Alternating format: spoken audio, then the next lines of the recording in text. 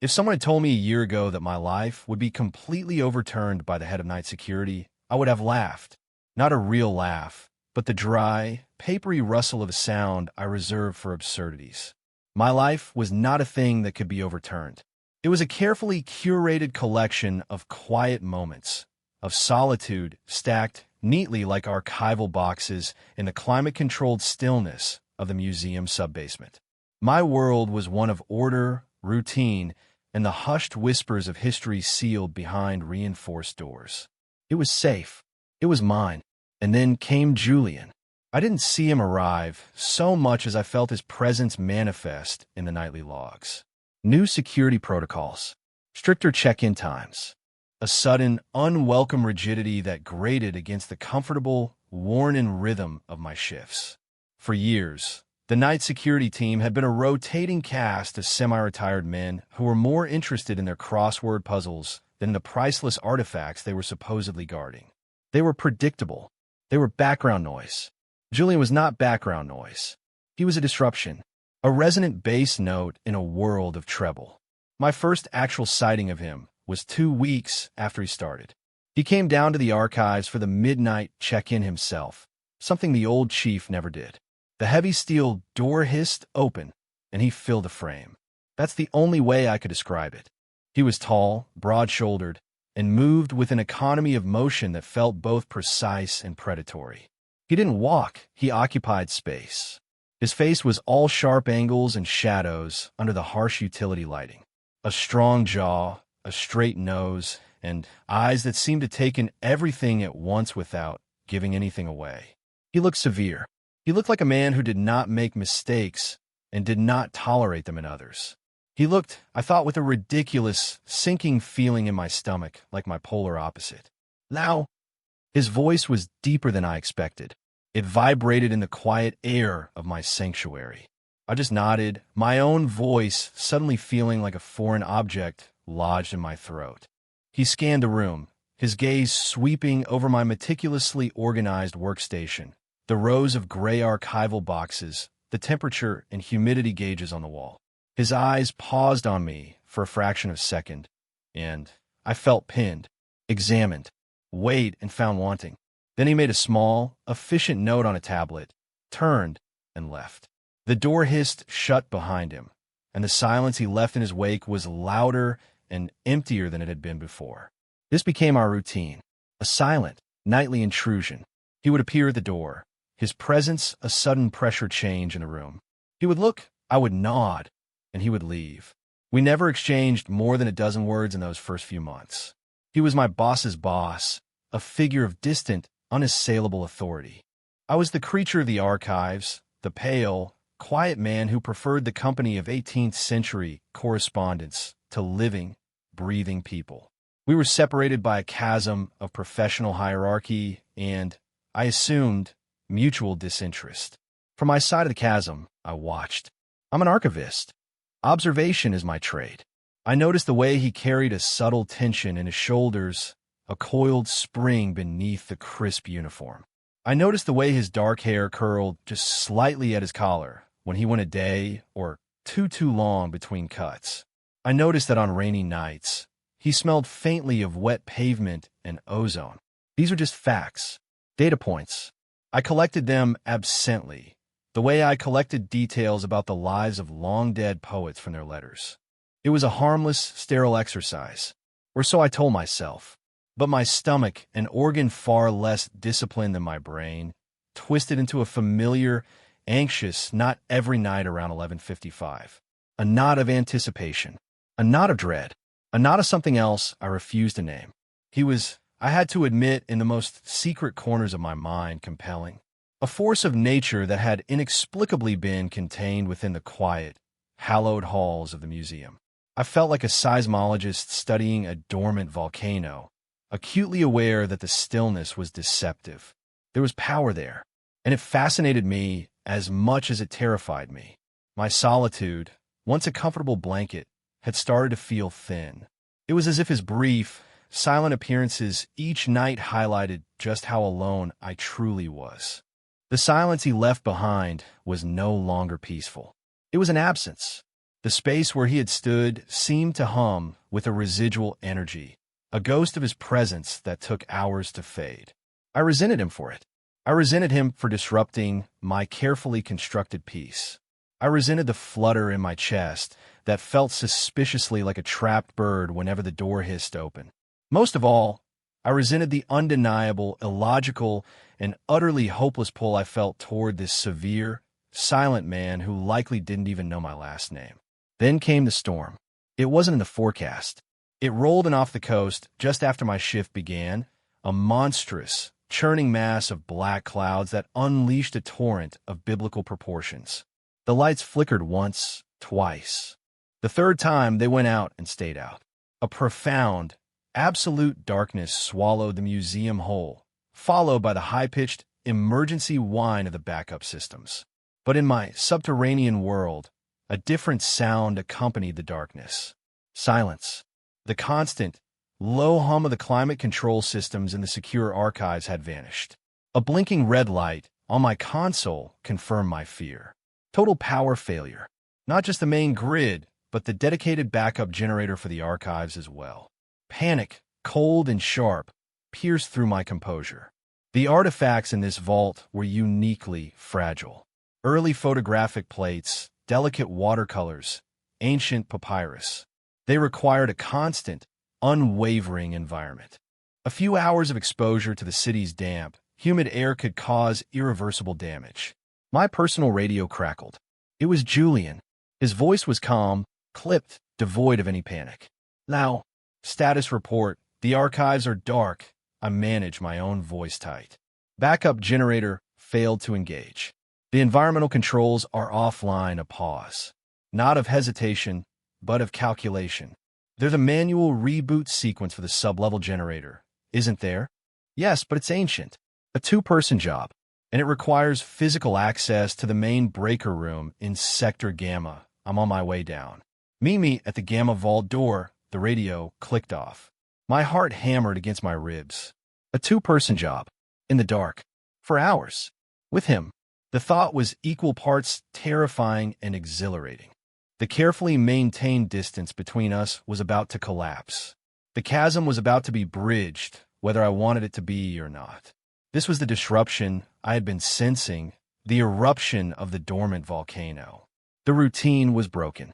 I grabbed a high-powered flashlight and made my way through the darkened corridors, my footsteps echoing unnaturally in the vast emptiness. The museum at night was my kingdom, but in the pitch black, it felt alien and menacing.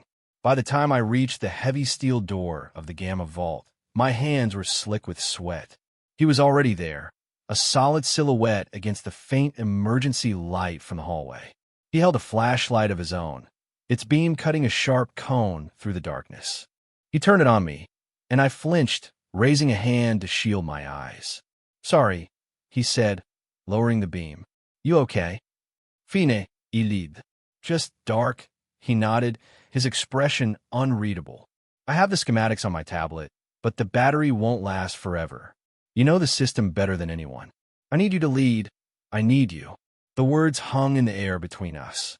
It was the first time he had ever expressed a need for anything from me, other than my silent, punctual presence. It changed the air. It tilted the world on its axis. He keyed in the code, and the heavy door swung inward with a low groan, revealing a darkness that was even more profound than the hallways. Let's go, he said, his voice a low rumble that I felt more than heard.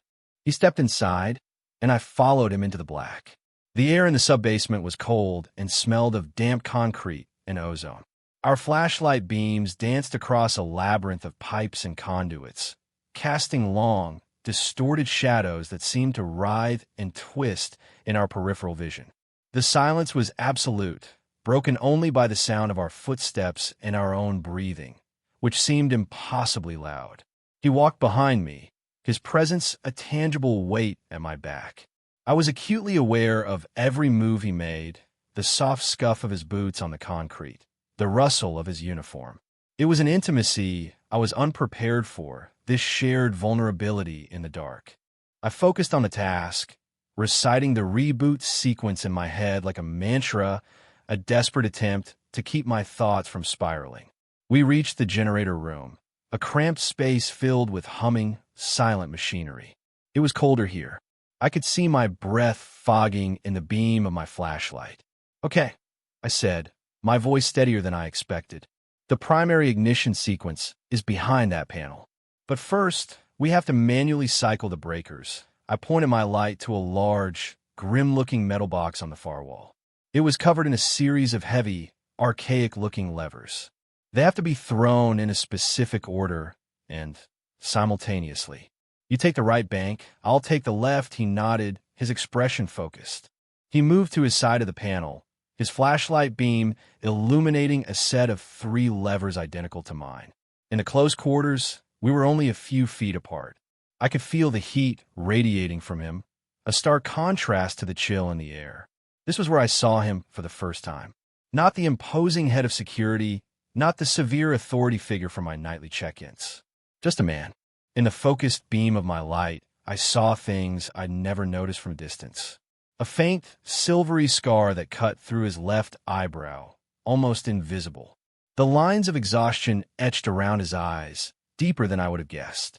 A small smudge of grease on his cheekbone. He looked tired. He looked human. His hands, when he rested them on the levers, were not the hands of a bureaucrat. They were large, with calloused palms and neatly trimmed nails. Capable hands. The hands of someone who knew how to fix things. I found myself staring, mesmerized by the sheer competence they suggested. He was not just a man in a uniform. He was a man of action. And right now, his actions were intertwined with mine. "Ready?" he asked, his voice pulling me from my reverie. I swallowed hard. "Ready, on 3, he said. 1, 2, 3. We threw the levers in unison. There was a heavy, satisfying clunk as they seated into place. Nothing happened. "Next set," I instructed, my voice a little breathless. We moved down the line. It was a strange, intimate dance in the dark. A synchronized effort that required us to trust each other's timing completely. On the 3rd set of levers, our hands brushed. It was nothing, a fleeting contact of skin on skin. But for me, it was everything. A jolt of pure electricity shot up my arm, a searing heat that had nothing to do with the failing generator. My heart, that frantic, trapped bird, slammed against my ribs as if it wanted out. I pulled my hand back so fast I almost dropped my flashlight. My breath hitched. My carefully constructed walls, the years of emotional solitude, felt like they were crumbling to dust in that single, accidental touch. It was too much. Too real. "You all right?" Julian's voice was low, concerned. His flashlight beam found my face, and I knew I must look as panicked as I felt. "Fine." I choked out, my voice thin. Slipped a pathetic lie. He didn't call me on it. He just held his light steady for a moment, his gaze searching mine. In the darkness, with our faces illuminated only by the harsh, narrow beams, it felt like we were the only 2 people in the world. I saw something shift in his expression, a flicker of understanding, or maybe something else. Something I couldn't dare to name. Then he nodded, turning his attention back to the panel. "Last one." My hand was trembling as I reached for the final lever. I focused on the cold, unforgiving metal, trying to ground myself. We threw the switch. This time, a low hum started up from deep within the machinery. A series of small indicator lights on the panel flickered to life, bathing our faces in a faint green glow. "It's working." I breathed, a wave of relief washing over me. "That's phase 1. What's phase 2? He asked, his voice still close. I pointed to a smaller, more complex piece of equipment in the corner. It looked like a relic from a Cold War submarine, a mess of analog dials, vacuum tubes, and a small cathode ray screen. That's the primary regulator. It predates the digital upgrades. We have to use it to stabilize the power flow before we can attempt a full system restart. It's finicky. Julian directed his light at it, a frown creasing his brow. "I've never seen anything like it." He looked back at me, and for the first time since I'd met him, he looked completely out of his depth. "I have no idea how to operate that." And just like that, the dynamic between us flipped. He was no longer the imposing authority figure. I was no longer the subordinate. In this cold, dark room, surrounded by humming machinery. I was the expert. He, the head of security, needed my help. A strange sense of calm settled over me. This I understood. The predictable logic of old machines. I do, I said, and the confidence in my own voice surprised me. I know how. I moved toward the regulator, feeling his eyes on me. And for the first time, it didn't feel like an assessment. It felt like trust. I spent the next hour talking him through it. My world, the delicate, arcane knowledge I had accumulated over years of quiet study. I explained the quirks of the vacuum tubes, the precise pressure needed on the main calibration dial. He listened intently, handing me tools, holding the flashlight steady, his presence a solid, reassuring anchor in the dark. He was a quick study, anticipating my needs, asking sharp, intelligent questions. We worked in a state of shared focus, our earlier awkwardness forgotten in the face of a common goal. The small space forced us into a proximity that was no longer jarring but necessary. Our shoulders brushed as I reached for a voltmeter. His hand steadied my arm as I leaned in to read a tiny, faded gauge. Each touch was practical, professional, and yet each one sent a fresh tremor through my system. Finally, with a gentle fizz and a pop, the small screen on the regulator glowed with a steady, green line. The low hum of the generator deepened, settling into a consistent, powerful rhythm. "That's it," I said, my voice hoarse with exhaustion and relief. "It's stable. The environmental controls should be back online." We stood there for a long moment in the semi-darkness, bathed in the green glow of the monitor, listening to the sound of our success. The air was thick with it, and with something else. A tension that had been building all night, a fine, invisible wire stretched taut between us. Julian switched off his flashlight and leaned against the cold concrete wall, running a hand through his hair. He looked utterly spent. The mask of command was gone, replaced by a profound weariness that seemed to settle deep in his bones. "Thank you," he said, his voice quiet. He wasn't looking at me, but at the humming machine. "You were incredible, Leo." I would have been lost down here, my name on his lips. It sounded different than it did in my own head. Solid. Real.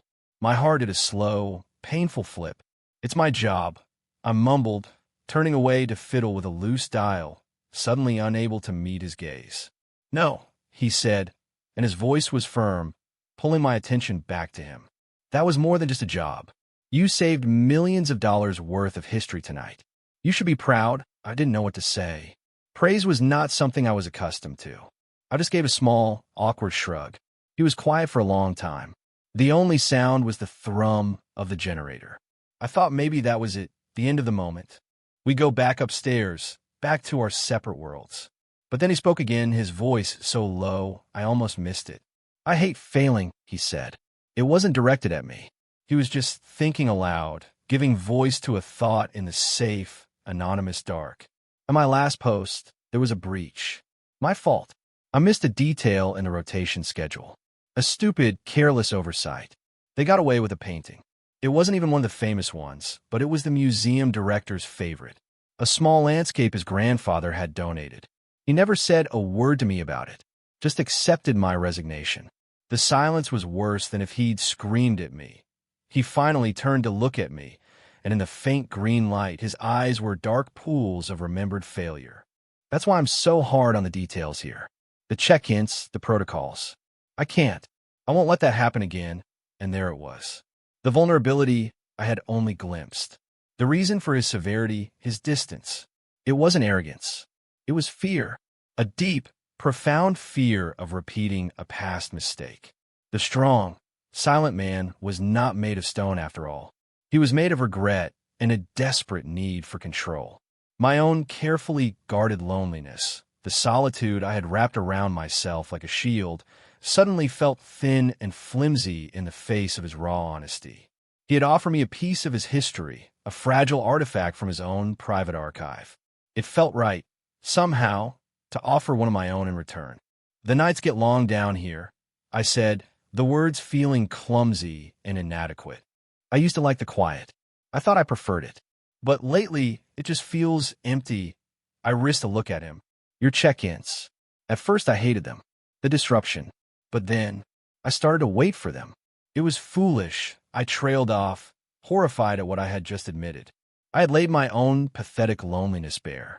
The silence stretched, and I was sure I had shattered whatever strange connection had formed between us. I had overstepped. I had presumed an intimacy that wasn't there. My face burned with shame. He pushed himself off the wall and took a step toward me. Then another. He stopped when he was so close I could feel the warmth of his body, so close I could see the faint, dark stubble on his jaw. He didn't say anything. He just looked at me, his gaze intense, searching. My heart was a frantic drum against my ribs. This is it, I thought. He's going to tell me to back off. He's going to put the wall back up. But he didn't.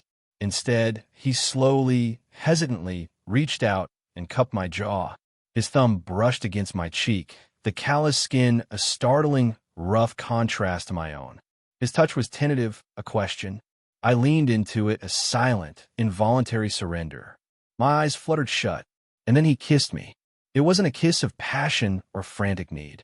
It was slow and soft and breathtakingly gentle. It was a kiss of shared exhaustion and profound relief. It tasted of coffee and the metallic tang of the cold air. It was a question and an answer all at once. In the green-tinged darkness of the sub-basement, surrounded by the hum of machinery we had fixed together, it felt like the most honest thing I had ever experienced. When he pulled away, he rested his forehead against mine. Our breath mingled in the cold air. "Not foolish," he whispered, his voice a rough velvet against my ear. "Not foolish at all." We stayed like that for a long time, just breathing together in the dark, the invisible wire between us no longer tense, but humming with a new and terrifying current. I had no idea what this meant or what would happen next. But for the first time in a very long time, the silence didn't feel empty. It felt full. The world came crashing back in the form of sudden, blinding glare. The main power grid had been restored. The overhead fluorescent lights flickered on with an aggressive, industrial buzz, chasing away the soft green glow and all the secrets it held. The intimacy of the darkness was shattered, replaced by the harsh, unforgiving light of reality. We sprang apart as if electrocuted. Julian blinked, shielding his eyes. The vulnerable man from the darkness was gone.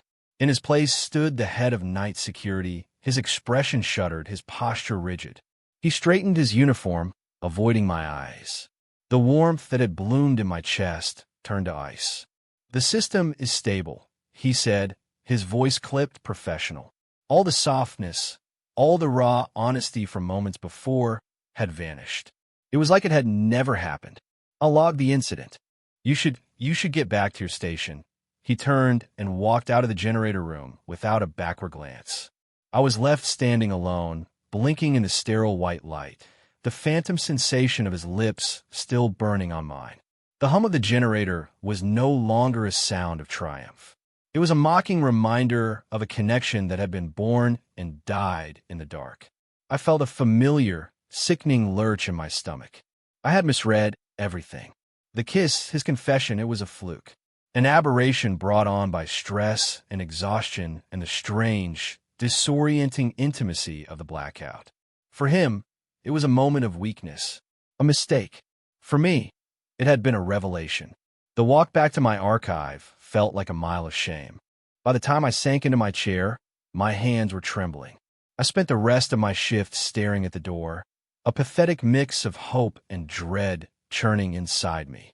I prayed he would come back, that he would say something, anything, to prove my spiraling thoughts wrong.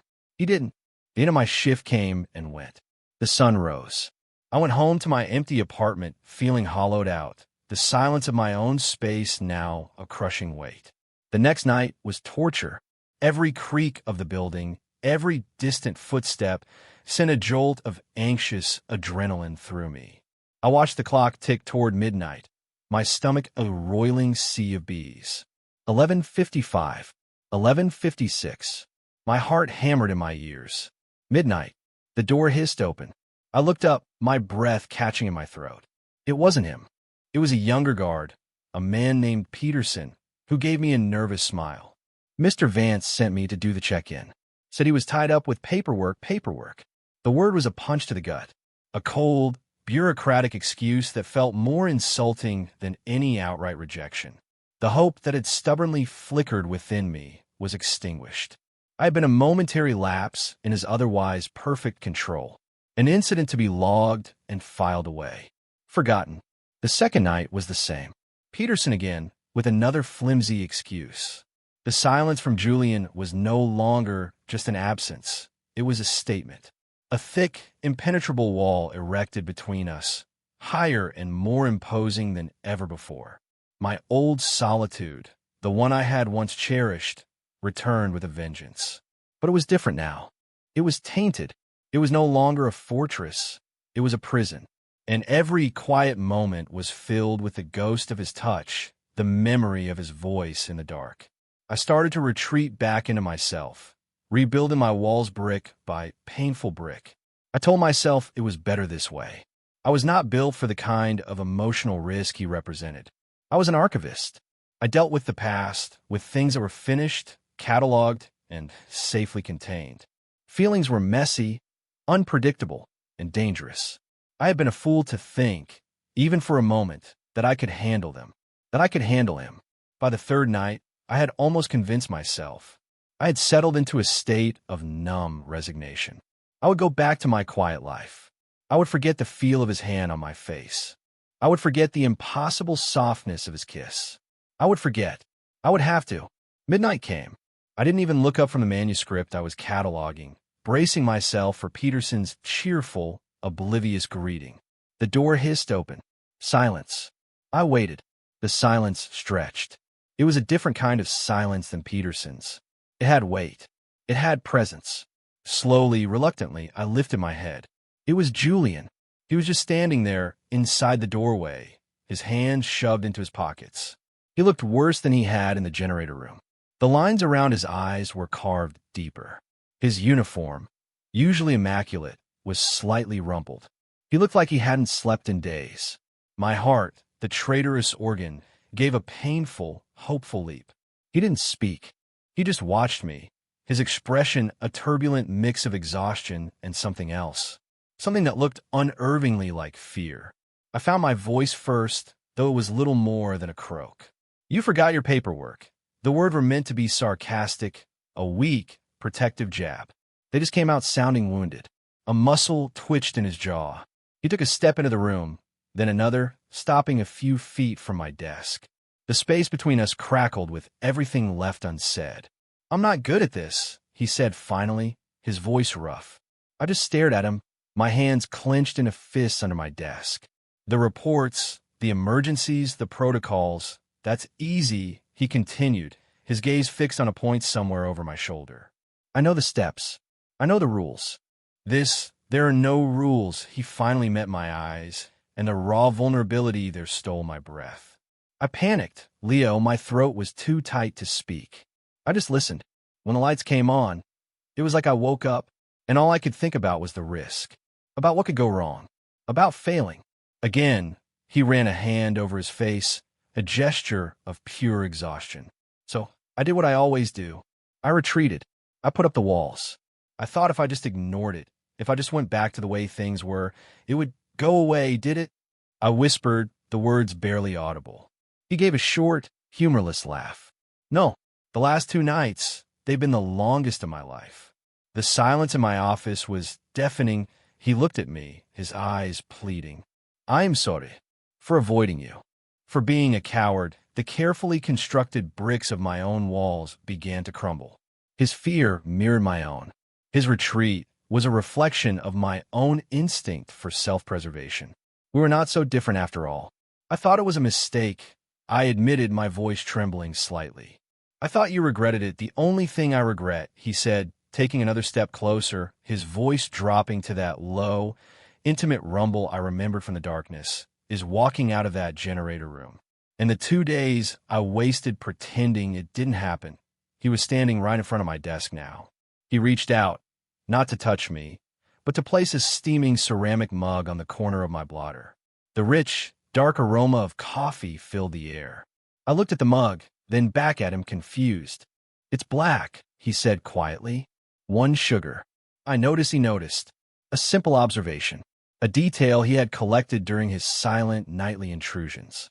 It was a small thing, a ridiculously small thing, but it felt monumental. It was proof that he had seen me. Not just the archivist, not just a subordinate, but a person with habits and preferences. It was an act of paying attention. And in my quiet, solitary world, being truly seen was the most profound form of intimacy I could imagine. Tears pricked at the corners of my eyes, and I blinked them back furiously. "This is new territory for me," he said, his voice earnest. "I'll probably mess it up, but I want to try. If you'll let me." I looked from his tired, hopeful face to the simple mug of coffee. It was an offering, a symbol, a promise of a new routine, a beginning. "Okay," I said, and the word felt like a key turning in a lock I didn't even know was there. "Okay, Julian," a slow smile spread across his face, and it transformed him.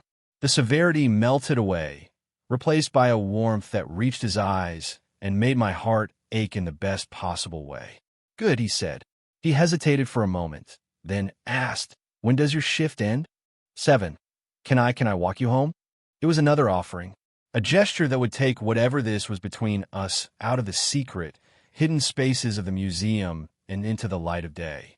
It was terrifying, and it was exactly what I wanted.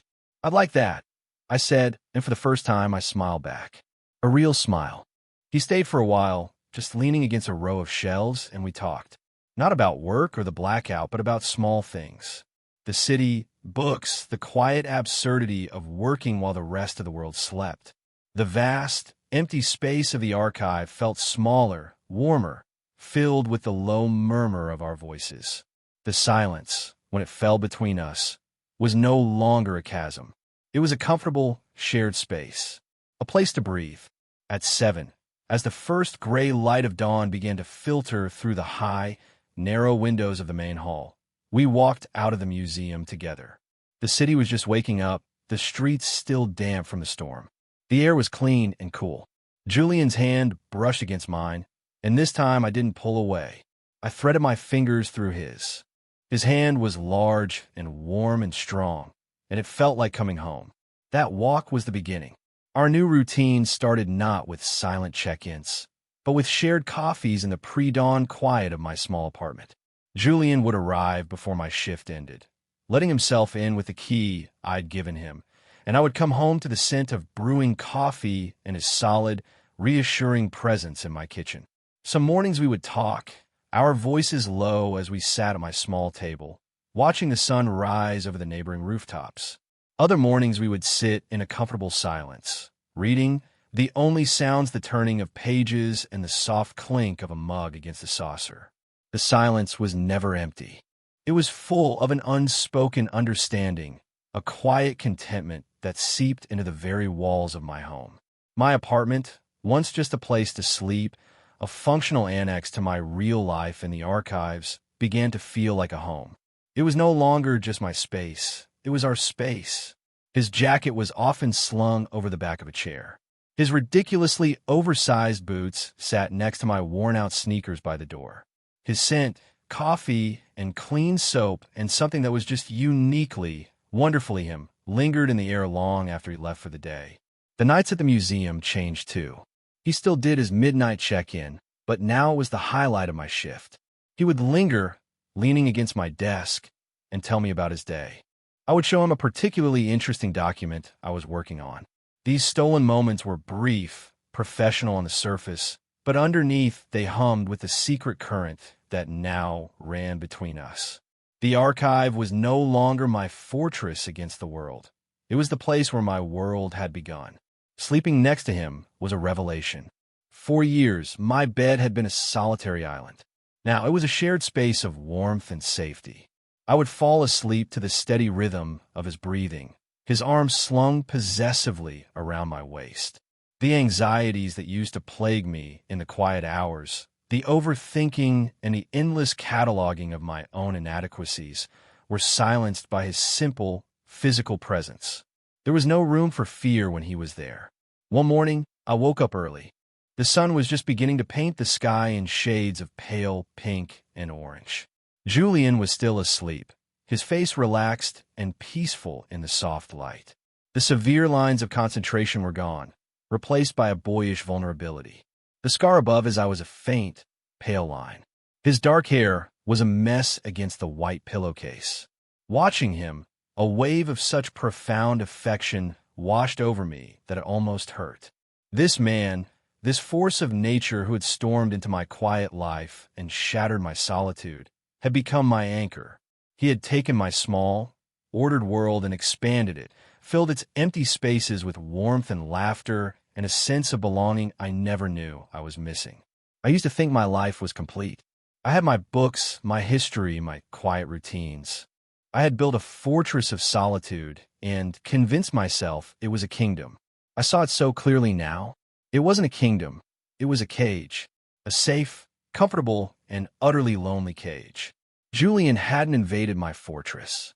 He had liberated me from it. He was the plot twist I never saw coming, the beautiful, unexpected disruption that had led me not to chaos, but to a truer, braver version of myself. He was the key. He was the light in the dark. And my life, my real life, was only just beginning.